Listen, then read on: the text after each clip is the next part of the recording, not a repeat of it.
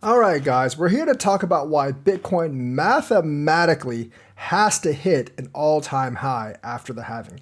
And that means it's hitting an all-time high. And it has everything to do with Bitcoin mining. And by the way, this is the same reason why I do not believe Bitcoin's going to hit $1 million before something surpasses it. And it's also kind of the reason why it's going to be hard for Bitcoin to switch its protocol onto something else. Now, we all know that Bitcoin's price is kind of determined by its hash rate, and there's a minimum cost to actually mine Bitcoin. That's right. Right now, I believe it is about like $15,000 or so averaged out. And the thing is, like, that's not only the electricity cost, that incorporates like overhead costs, repairs costs, cooling costs, and the cost of a facility that you actually need to do large scale mining. Now, by the time that halving comes and when the halving comes, I think that number is going to get up to $30,000 or $40,000, probably. Like, and that's why, like, in the long run, mining Bitcoin has to be more profitable than the cost of mining it. And every single halving, even if the hash rate didn't go up, it would double. But wait, for it to remain secure, the hash rate has to go up. And because of that, it often quadruples, if not more. I think quadrupling is about the average. Obviously, if you have quadruple the cost, you have to have quadruple the profits. So from a mathematical basis, the price literally has to go up. And it's a huge problem if it doesn't go up, because then people stop mining, the hash rate drops, and Bitcoin becomes vulnerable to 51% attacks, like other coins. Remember, Bitcoin's entire security premise is not some crazy-ass algorithm. It's the fact that no one can manufacture, at a reasonable cost, enough hash rate to actually hijack the network and double spend. And if you don't have that high hash rate, and if the hash rate starts tumbling, then people will infiltrate the network and double spend. You can't like steal someone else's coins, but you can like duplicate and double spend coins. And that obviously is a really big problem for the network.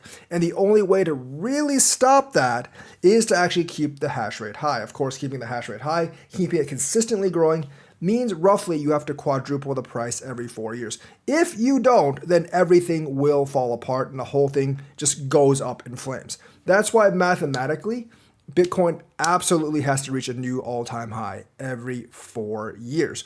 And remember, like, the Bitcoin mining cost this time around at the halving will probably be close to $30,000, $40,000 per coin. If you include the facilities and include all the, you have to include the cost of actually buying the ant miners in the first place. It's not just the electricity, guys. The facility, the cooling, all the setup, that cost a lot of money. Plus you have to rent the land that you are placing these rigs on. Now, if you're mining in your own apartment, that's a different matter. You can only put so much power and energy through it. But if you're actually doing like industrial scale Bitcoin mining, you have all these other costs. It's just not like I pay for electricity, I get Bitcoin. There's a lot of other crap involved. And once all that stuff actually gets added in, $40,000 about at the halving. Now, the problem with that is we all know that Bitcoin's hash rate exponentially goes up after the halving, because then you have generally a flux in like Bitcoin price, and like mining keeps going up because people are greedy for that coin. So the thing is, like, by the time we get to an all-time high, like that mining cost might be at $80,000 or $90,000 a coin. It really would be, because like there's going to be a lot more miners joining. That hash rate's going to go up. It's going to be at least 60, 70,000, if not 80 or 90,000, and you have to be able to sustain that. The price at the halving at 40,000 is pretty much a minimum for the entire next cycle. And as more people add in, it's going to be way greater than it's going to be way greater than 40,000. So at this time in the next cycle, like that bottom number won't be like 15, 20,000 like it is now. It's going to be like 60, 70,000. So like basically mathematically, from a perspective of like, if Bitcoin doesn't want to like completely fall apart and constantly be successfully attacked, it needs to roughly quadruple, at least triple, if not quadruple. Now, let's look at top to top. Like from the last top of $20,000 to about $70,000 was 3.5x. So right now it's barely keeping up. So before that, it was 1,000x. It was 1,000 to 20,000 to 20x, so way above that. So the next halving, like this halving and the top, if we're taking like the minimum, maybe like 3x, it has to be about $210,000. But if hash rate doesn't increase, even if hash rate doesn't increase, and we take the bare minimum, and that means like hash rate, basically like the amount of electricity used to mine Bitcoin, the cost has to at least double because of the halving. The rewards get cut in half. So the thing is, like, even if the hash rate did not increase at all right now, post halving, it would still be $30,000, but that's very unlikely because of the double spend attack and just because more people want to get into mining. So it'll be a lot higher than $30,000, $40,000. So on that basis, there's basically no choice for Bitcoin mathematically except to at least like triple or quadruple every single halving. And that's why it's really not sustainable in the future. I've talked about this before a couple of times. And there's a lot of Bitcoin maxi channels out there. They never actually mention this because they don't want to deal with it. It's an intrinsic truth, and they know it's an intrinsic truth. But since they're maxis, they don't really want to look at the downside of it. Basically, like, this is not sustainable because just the raw amount of power it eats up. Unless you find a magical way to bring electricity costs down, like, 3 or 4x, like every 4 years or so, it's the amount of power it's going to consume. Is going to exponentially increase. Yes, the miners do actually get more efficient, but they don't get that much more efficient. And it's requiring like a tripling of the energy costs just to mine Bitcoin every 4 years or so. And that's not even monetary costs, like just the amount of resources you have to put into mining to generate that much electricity. Right now, Bitcoin might only consume the electricity of a very small country. But think about it, 4 years from now, 4x, that's, 4 small little countries. 2 halvings from now, 16 small little countries. 3 halvings from now, 64 small countries. And 4 halvings from now, 256 small countries, or a big country. Now, even if you mine a lot of that with green energy, the amount of non-green energy you actually use to mine that will actually be still orders of magnitude more than you actually have now. You require 256 times more energy than you do now. Even if you mine 90% of that with clean energy, you still have roughly like 2.53x of the entire Bitcoin mining capacity running on dirty energy. And that's if you mine 90% of it with clean energy, which I don't think is achievable because that would make just mining costs go through the roof. And the thing is, there are already times right now in energy crunches where they actually ask Bitcoin mining firms to actually shut down to help with electricity crisis, and they pay them to actually shut down. They're going to have to do that more and more if Bitcoin requires exponential amounts of energy, and eventually it's going to run into trouble. Plus, the economic resources to actually sustain Bitcoin at that point would be enormous. And some of you are going like, well, that's just gold, is it? Well, gold doesn't exponentially increase 4x every 4 years. I think all of you are aware of that.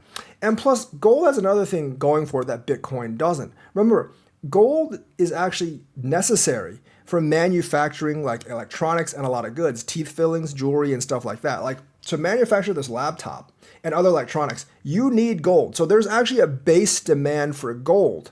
Even if gold didn't have any speculative value, or like if gold didn't have any like storage value or speculative value, gold would still have value because you need it in a lot of these products. That's not true for Bitcoin or any cryptos. Like, you don't really need Bitcoin to build anything. So it doesn't really have that intrinsic value that gold actually has. I can build a laptop just fine without Bitcoin. I can transfer money in my credit card just fine without Bitcoin. Bitcoin is used as a store of value because people believe it has value, and that's where all the value actually comes from. There is, yes, people are looking at the hash rate. It costs a lot to produce a Bitcoin, but the thing is, like, the thing you produce, it might be rare, it might cost a lot to produce, but you don't necessarily need it for anything. It's solely there because people believe it has value. It's kind of like the US dollar, honestly. People put value in the US dollar because they believe it has value because of the government's ability to tax and the strongest military in the world backing it. Bitcoin is like, it costs a lot of hash power, and that's basically it. Because there's really no tax structure supporting it, obviously, and it doesn't have the biggest military in the world supporting it. But there's a lot of belief in it right now. But once that mining cost goes up exponentially, like 16 times, 64 times, 256 times, it's going to be really, really hard for me to see a real case where, like, they can actually justify that price and where that price is actually going to hold up. And plus, like, Bitcoin is going to be distributed mainly to the major miners and the earlier players in Bitcoin, and it's not going to be any more fair than the system we actually have now. And the thing is, like, you can't really switch Bitcoin to proof of stake because there's not enough transaction fees to sustain the miners. And the miners are a huge industry, and you need incentive for people to make those validators. If you switch over to proof of stake, first of all, there's going to be a revolt in the community because you're basically screwing over all the miners and their equipment, and they're going to lose a lot of investment they have in that equipment. So let's just ignore that first of all. But POS actually depends on transaction fees. Now, there's only two solutions to this. Either you have a lot of transactions, or the transaction fees are really, really expensive to pay the validators. And both of those have problems. I don't think I really need to explain to you why making super high transaction fees is not really a solution because no one's going to use the network then.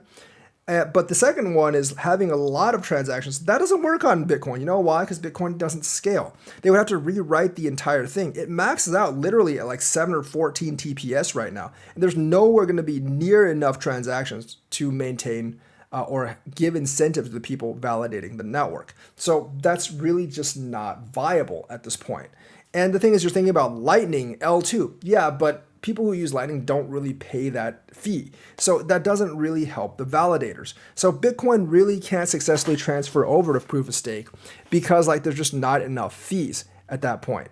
So it's going to be a big problem because in order to combat that, you would actually have to lift the 21 million maximum for Bitcoin. But if you lift the supply maximum, then that introduces the whole inflation problem again. I suppose they could introduce something like Ethereum where they burn to offset the supply being generated. But then what if like not that many people transfer? You still have there's not a lot of transactions. You still have a lot of problems, and Bitcoin's just not built to handle mass amount of transactions anyways. So that's why it's actually not sustainable, and I think it'll break down like before it gets to $1 million. I think it can get to several $100,000, but I think it will break down before it gets to $1 million. And you know that exponential principle, it doesn't stop at like several $100,000 or $1 million. You're talking like, after $1 million, it quickly goes to tens of millions, hundreds of millions. And it's just not really like a sustainable model in the future, which is why I hope something actually takes over Bitcoin's spot. Because if it doesn't, the whole thing's going to come crashing down, I think, in about 4 halvings. Now, we've been having this debate in my live stream. Some people think it's 2 halvings, which means 2032, it's all going to come crashing down. And hopefully by then, we actually get off Bitcoin as the primary coin. I personally think it's 4 halvings. That's 2024. I mean, that's not 2024. That's 2040. It's going to start come all like crashing down. So here's the thing. Like, if the price right now, the minimum after this halving is going to be about $40,000, that's 3 more halvings after this one.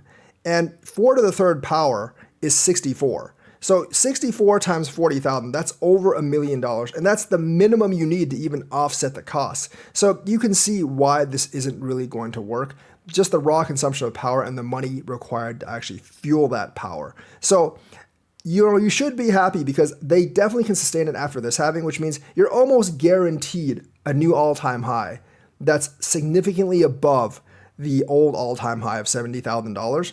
But you should also be kind of wary for like 15 years in the future where the minimum price has to be like $1 million and then it's just not sustainable at that point. So that's the news for today. Let me know what you think. Let me know how many more halvings Bitcoin can sustain itself. Do you think there's some magical new technology that can help Bitcoin like overcome this obstacle in itself? And what do you think the maximum price could actually be?